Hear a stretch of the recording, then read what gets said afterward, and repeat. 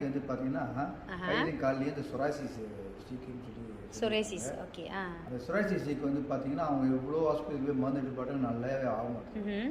அப்புறம் அவங்க வசந்தா சொன்ன பிறகு இந்த ப்ராடக்ட் எடுத்து பார்க்கல வியர்ஃபோ. விஆர்4 ஆஹா. எடுத்து பயன்படுத்தும் பொழுது அவங்களுக்கு வந்து கால் வந்து இப்ப அந்த புண்ணில் காலில் தண்ணி வடிக்கிட்டே இருக்கும். ம்.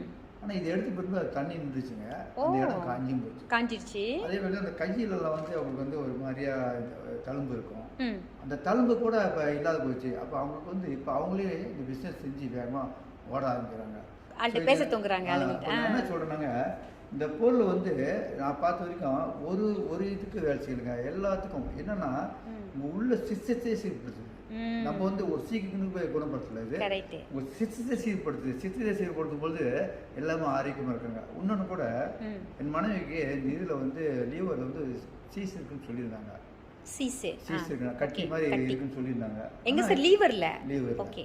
அப்போ அப்போ இப்போ இதை எடுக்க சமயத்தில் அவங்களுக்கு வந்து அந்த வலி இப்போ அவங்க இந்த மாதிரி சொல்கிறது கிடையாது.